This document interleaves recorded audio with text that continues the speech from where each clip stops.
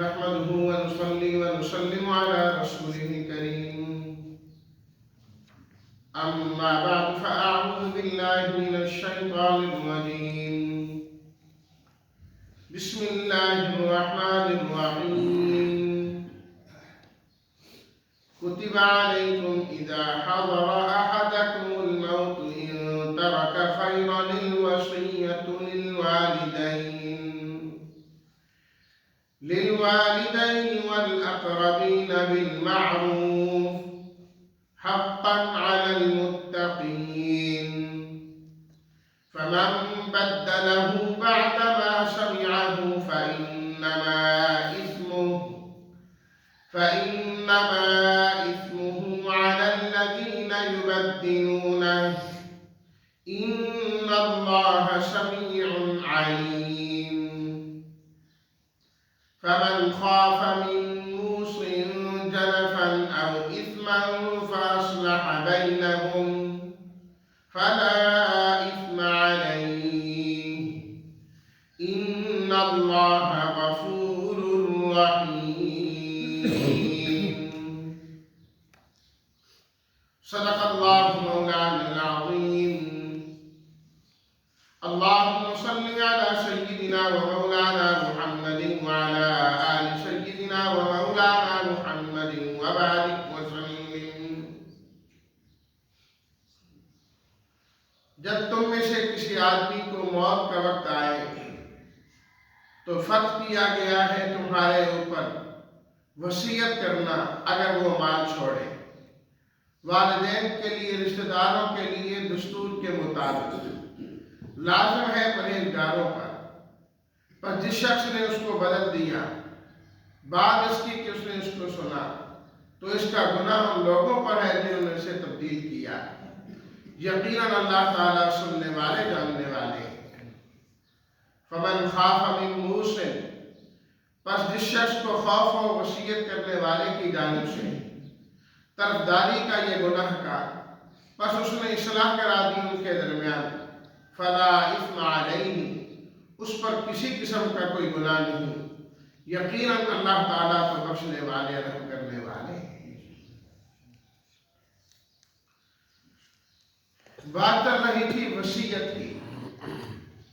وصیت اصل میں کہا جاتا ہے تاکیدی حکم کو، پکا حکم جو کسی چیز کا دیا جائے اس کو وصیت کہتے ہیں، چاہے وہ زندگی میں ہو چاہے زندگی کے بعد ہو۔ لیکن عام طور پر وصیت سے مراد یہی لیا جاتا ہے کہ مرنے کے بعد کسی چیز کا انسان حکم دے جائے، میرے مرنے کے بعد اس طرح کر لینا، اس کو وصیت کہا جاتا ہے۔ تو وصیت کے لیے فرمایا گیا کہ اگر اللہ تعالیٰ نے صاحب استطاعت بنایا ہے، مال عطا کیا ہے، تو پھر ضروری ہے کہ وہ وصیت کر کے جائے، وصیت کر کے جائے۔ اور میں نے تفصیل عرض کر دی تھی کہ رشتہ داروں کی تعیین کی اور حصوں کی تعیین کی اب اس زمانے میں کوئی ضرورت نہیں ہے۔ اللہ کی طرف سے رشتہ دار بھی متعین کر دیے گئے ہیں اور ان کے حصے بھی متعین کر دیے گئے ہیں۔ فرمایا بس انہی کو ملے گی۔ آباؤکم و ابناؤکم لا تدرون ایہم اقرب لکم نفعا، یہ تمہارے آباء و اجداد، تم نہیں جانتے کہ تمہارے لیے زیادہ فائدہ مند کون ہے، کس کو دینا ہے کس کو نہیں دینا۔ فریضۃ من اللہ، ہم نے خود ہی تمہارے اوپر یہ حصے مقرر کر دیے ہیں، اللہ کی طرف سے یہ حصے متعین کرتا ہے، اب تم نے انہی کی پیروی کرنی ہے۔ اللہ تعالیٰ نے خود ہی اس پہ کہا۔ البتہ انسان کو اس بات کا اختیار دیا گیا ہے کہ جو مال اس نے کمایا ہے، ٹھیک ہے، مرنے کے بعد 100% اس کا اختیار نہیں، جو ہی مرا وہ مال اوروں کا ہو جاتا ہے، وہ اس کا رہتے ہیں۔ اور کسی کے مال میں اس کو تصرف کرنے کی اجازت ہی نہیں، اللہ کا ہے۔ اس لیے فرمایا کس آدمی کو اپنا مال دوسرے کے مال سے زیادہ پسند ہے، حدیث میں ہے کس آدمی کو دوسرے کا مال اپنے مال سے زیادہ پسند ہے، فرمایا کسی کو پسند نہیں۔ آپ علیہ الصلوۃ والسلام نے ارشاد فرمایا اس کا تو وہ ہے جو اس نے زندگی میں خرچ کر لیا، جو چھوڑ دیا وہ تو ہے ہی اوروں کا ہے۔ اوروں کا مال اپنے پاس رکھ کے جمع کر کر کے خوش ہوتا ہے، میرے پاس اتنا ہے، میرے پاس اتنا ہے، فرمایا یہ اس کا ہی کوئی نہیں۔ اس لیے اگر یہ چاہے کہ میرے مرنے کے بعد اس کو دو، اس کو نہ دو، فلاں کرنا، یہ کرنا، وہ کرنا، اس کا اعتبار ہی کوئی نہیں، وہ مال ہی نہیں ہے۔ لیکن چونکہ اس نے کمایا ہے، محنت کی ہے، تو دین اسلام نے اتنی اجازت دی ہے کہ تیسرے مال کے اندر وہ وصیت کر سکتا ہے۔ کل مال جو ہے اس کے 3 حصے کرو، تیسرے حصے کے اندر اس کی وصیت نافذ اور جاری ہو سکتی ہے، بس اس سے زائد کی نہیں۔ اس کے زائد کی وصیت کرے گا بھی صحیح تو وہ وصیت نافذ نہیں ہو، کیونکہ یہاں پر اللہ تعالیٰ نے فرمایا بالمعروفی، یہ ساری چیزیں کرے گا، وصیت ہو گئی، لیکن دستور شرعی کے مطابق، شرعی قانون کے مطابق۔ تو وصیت کے لیے بھی شرائط ہے۔ یہ نہیں ہے کہ ہمارے بڑے کی وصیت تھے جی، ہمارے باپ نے وصیت کی تھی، وہ وصیت غلط ہو تب بھی کہتے نہیں جی وصیت نافذ نہیں ہوگی غلط وصیت پہ، تہائی مال سے زیادہ کی وصیت کرے گا نہیں جاری ہوگی۔ فقہائے کرام نے قرآن و احادیث کو دیکھ کر یہ بات ذکر کی ہے کہ وصیت کے لیے تقریباً 7 شرطیں بنتی ہیں، جو 7 شرطیں پائی جائیں گی تو وصیت پر نافذ ہو۔ ایک یہ ہے کہ جو وصیت کرنے والا شخص ہے، موصی جسے کہتے ہیں، وصیت کرنے والا، وہ اس بات کی اہلیت رکھتا ہو کہ وہ وصیت کر سکے، اہل میں ہونا چاہیے۔ نابالغ ہے، ابھی بچہ ہے، اس کے اندر اس کی اہلیت ہی نہیں ہے، اب وہ وصیت کرے کہ میرا یہ جو مال ہے یہ فلاں کو دینا، فلاں کو نہ دینا، اس طریقے سے خرچ کرنا، بچے میں اس چیز کی اہلیت ہی نہیں ہے، اہل ہونا چاہیے۔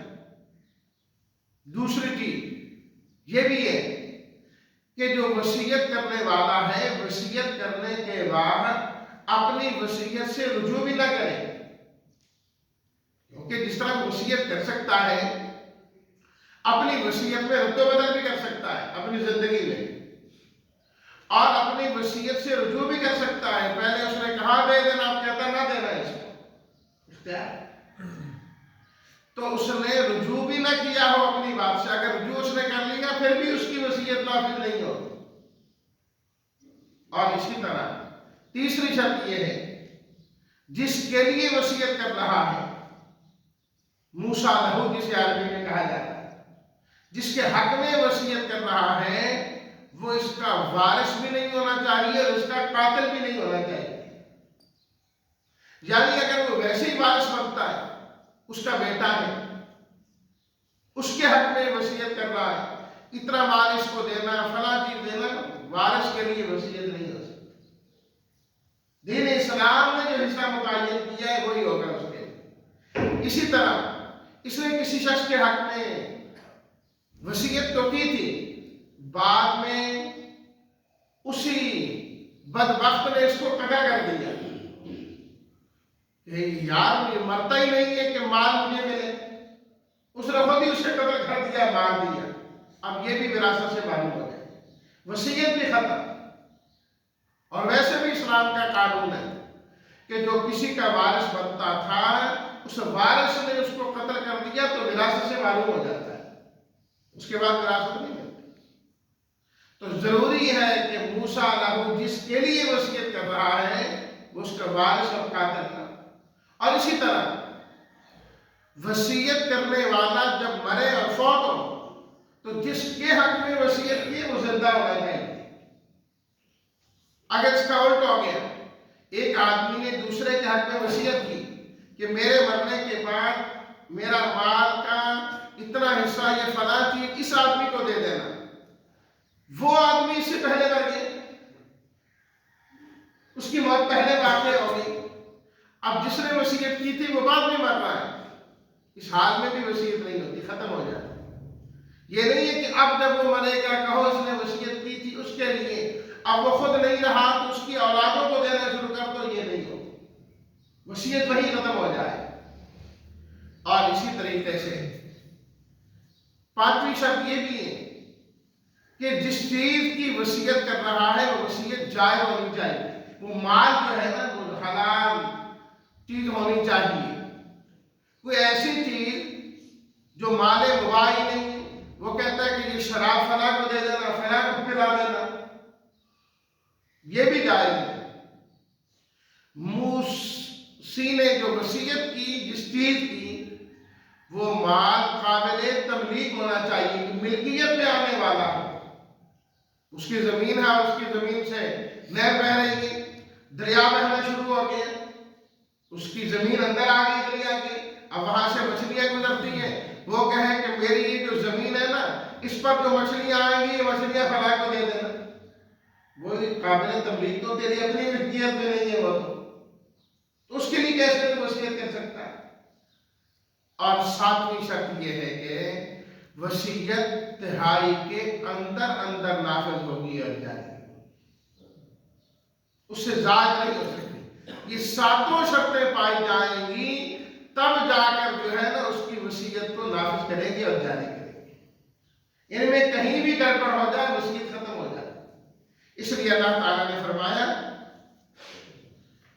بالمعروفی کہ اگر مال چھوڑا تو وصیت کرنی ہے ماں باپ کے لیے، رشتہ داروں کے لیے، لیکن بالمعروفی دستور کے مطابق ہو، قانون شرعی کے مطابق ہو. اور شرعی قانون میں نے آداب رسالت اس کی ذکر کر دیا. حقا علی المتقین، فرمایا کہ جو پرہیزگار لوگ ہیں، تقوی والے لوگ ہیں، ان کے لیے تو لازم ہے کہ وہ یہ وصیت کریں. نبی کریم صلی اللہ علیہ وسلم نے فرمایا، ایک روایت میں ہے کہ 3 دن نہیں گزرنے چاہیے، اور ایک روایت میں ہے کہ آپ علیہ الصلوۃ والسلام نے فرمایا کہ 2 دن نہیں گزرنے چاہیے کہ انسان کے تکیے کے نیچے اس کی وصیت لکھی موجود ہونی چاہیے، موجود ہونی چاہیے. اور خاص طور پر جو قرض کا لینا دینا ہے، جو امانتیں ہیں، اس قسم کی چیزیں ہیں، ان کی وصیت کرنا اب بھی فرض ہے، اب بھی واجب ہے اور ضروری ہے کہ مرنے کے بعد ساری چیزیں معلوم ہونی چاہیے، اس نے کس سے لینا ہے اور کس سے دینا ہے. اس لیے مذہب اسلام نے وصیت اور وراثت سے پہلے اس کے قرض کو رکھا ہے. پہلے قرض کی ادائیگی ہوگی، اس کے بعد وصیت ہوگی، اس کے بعد ورثاء مال کو تقسیم کیا جانا ہے. ہوتا کیا ہے کہ سارے فوراً جو ہے مرنے کے بعد نہیں کہ میرا اتنا حصہ، اپنے مال آپس میں تقسیم کر دیا، قرض وہیں کا وہیں رہا، ادا کرنے کو تیاری ہوئی. یاد رکھیے جس مال میں قرض ہے اس کا تو کوئی مستحق بنتا ہی نہیں، وارث ہوتا ہی نہیں جب تک قرض ادا نہ ہو جائے. شریعت کا قانون تو یہ ہے کہ اس پر جتنا قرض لازم ہے، اگر سارا مال بھی اس میں جاتا ہے تو قرض ادا کریں گے. پہلے یہاں کہہ رہے ہوتے ہیں کون قرض کا ذمہ لے گا، مال سارے بٹورنے کے لیے تیار ہو جاتے ہیں، قرض کی ادائیگی کے کوئی تیار نہیں ہوتا. تو یہ کسی کا مال کھانے کے مترادف ہے جب اس نے قرض دینا ہے، تو عام حالات میں تو مستحب رہی وصیت، لیکن قرض کی ادائیگی میں اور ان چیزوں میں لازم ہے وصیت اس زمانے کے اندر. فمن بدلہ بعد ما سمعہ، فرمایا کہ مرنے والے نے جو وصیت کی اس کے اندر تبدیلی کرنا جائز نہیں ہے. ایک آدمی کو اس نے وصیت کر دی، بتا دیا فلاں کو دے دینا، اتنا دے دینا. اب لوگوں کو پتا ہے کہ کوئی اس کو وصیت کی ہے، لیکن وہ مرنے کے بعد جو ہے وہ وصیت بتاتا ہے، لیکن اپنی طرف سے اس میں گڑبڑ کر دیتا ہے. ایک کی جگہ دوسرے بندے کا نام لے لیتا ہے، یا جتنا اس نے کہا تھا اس میں بھی رد و بدل کر دیتا ہے، یا اس نے کہا تھا فلاں چیز اس کو دے دینا، یہ اس کی جگہ کوئی اور چیز کہتا ہے کہ اس نے کہا تھا اس کو دے دینا. فرمایا فَإِنَّمَا إِثْمُهُ عَلَى الَّذِينَ يُبَدِّلُونَ، جنہوں نے تبدیل کیا گناہ انہی پر ہی ہوگا، انہی پر ہی ہوگا. ان اللہ سمیع علیم، اللہ تعالیٰ تو سننے والے بھی ہیں، جاننے والے بھی ہیں. اللہ کو پتا ہے کہ اس نے کیا وصیت کی تھی، وہ اللہ تعالیٰ سن رہے ہیں، اور اس میں کیا گڑبڑ کی ہے، علیم، اسے بھی اللہ تعالیٰ جاننے والے ہیں. اللہ تعالیٰ نیتوں کو بھی جانتے ہیں اور باتوں کو بھی سننے والے ہیں. اس لیے فرمایا تم انسانوں سے چھپ سکتے ہو، اپنی بات کو لوگوں سے چھپا سکتے ہو، اللہ سے تو نہیں چھپا سکتے. وقتی طور پر تم نے کسی کو فائدہ پہنچا دیا، وقتی طور پر تم نے کسی کو نقصان پہنچا دیا، کل قیامت کے دن کیا کرو گے کہ اللہ تعالیٰ فرمائیں گے اب بتا اس نے تو یہ کہا تھا اور تو نے آگے اس میں یہ تبدیلی کر دی. تو یہ جائز نہیں. ہاں ایک صورت ہے، وصیت کرنے والے نے وصیت کی اور وصیت میں اس سے غلطی ہو گئی، وہ وصیت جان بوجھ کر غلط کر بیٹھا یا نسیاناً اس سے غلط وصیت ہو گئی. دونوں لفظ اللہ تعالیٰ نے استعمال کی. فمن خاف من موص جنفا، طرفداری کر گیا، جان بوجھ کر نہیں کیا، ویسے کسی کی محبت میں کر گیا. اثمن عمد، جان بوجھ کر جو کام کرے اس پر اسم ہوتا ہے، گناہ ہوتا ہے. تو اس لیے فرمایا مفسرین نے جنفا سے مراد وصیت کی وہ غلطی ہے جو جان بوجھ کر نہیں کی اس نے. اثمن سے مراد وہ غلطی ہے جو عمدن جان بوجھ کر اس نے کیا، ایسا ہی کرنا ہے. فرمایا ان دو صورتوں میں اگر اس کی وصیت میں کوئی تبدیلی کر دی جائے، فَأَصْلَحَ بَيْنَهُمْ، اس نے اصلاح کرا دی ان کے درمیان، کہا کہ اس نے تو مجھے ایسے وصیت کی تھی لیکن آپ کو معلوم ہے کہ یہ وصیت تو جائز نہیں ہے، یہ وصیت تو ٹھیک نہیں ہے، تو ہم اس طریقے سے کرتے ہیں کہ اس وصیت کو درست سمت میں لے جاتے ہیں. نعوذ باللہ اس نے جو ہے نا کسی گناہ کے کام کی وصیت کی کہ میرے مرنے کے بعد جو ہے نا اس علاقے میں ایک سینما بنوا دینا، لوگوں کو جو ہے نا تاکہ سہولت ہو جائے، دور دیکھنے جاتے ہیں یہیں بیٹھ کے یہ سہولت ان کو ملے. غلطی کی، غلط بات کی اس نے، غلط وصیت کی اس نے. اب یہ کہو نہیں ہمارا باپ وصیت کر کے مرا ہے، ہم نے تو اسے پوری کرنی ہے، یہ وصیت ہرگز نہیں پوری کرنی. ہاں اس نے کہا اس جگہ سینما بنوانا، اس جگہ اللہ کا گھر بنوا دے، دین کے لیے وقف کرے، مسجد بنوائے، رفاع عامہ کا کام کر دیں تاکہ اس کی قبر بھی ٹھنڈی ہوتی رہے. فرمایا ایسی صورت میں اگر تبدیلی کریں گے تو فلا اثم علیہ، اس پر کسی قسم کا گناہ نہیں. اب اللہ تعالیٰ کی جانب سے گناہ نہیں، بلکہ الٹا تم نے اس مرنے والے کو ایک گناہ سے بچایا. امید ہے کہ اللہ تعالیٰ اس کو بھی فائدہ پہنچائے گا، کہ اس کے نیک عمل کی وجہ سے اس کو بھی فائدہ ہوگا. اس صورت میں گناہ نہیں. کیوں؟ فرمایا ان اللہ غفور، اللہ تو ویسے خود ہی معاف کرنے والے ہیں، اللہ تو معاف کرنے والے ہیں. اگر ایک انسان نے کوئی اچھا کام کیا تو اللہ اس پر کیوں پکڑ کریں گے، اللہ اس پر بھی اس کی بخشش ہی کریں گے، اس پر بھی اس کی بخشش ہی کریں گے.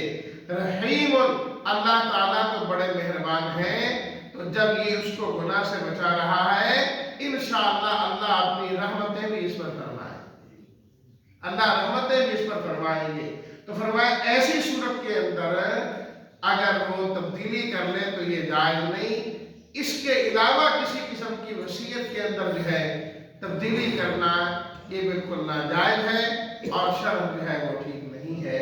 اللہ تعالیٰ ہم سب کو مرنے سے پہلے اپنے ہر قسم کے معاملات درست اور ٹھیک کرنے کی توفیق عطا فرمائے، اور جب ہم دنیا سے جائیں تو اپنے لیے نیک اعمال اور صدقہ جاریہ چھوڑ کر یہاں سے جانے والے بنے۔ وآخر دعوانا ان الحمد للہ رب العالمین۔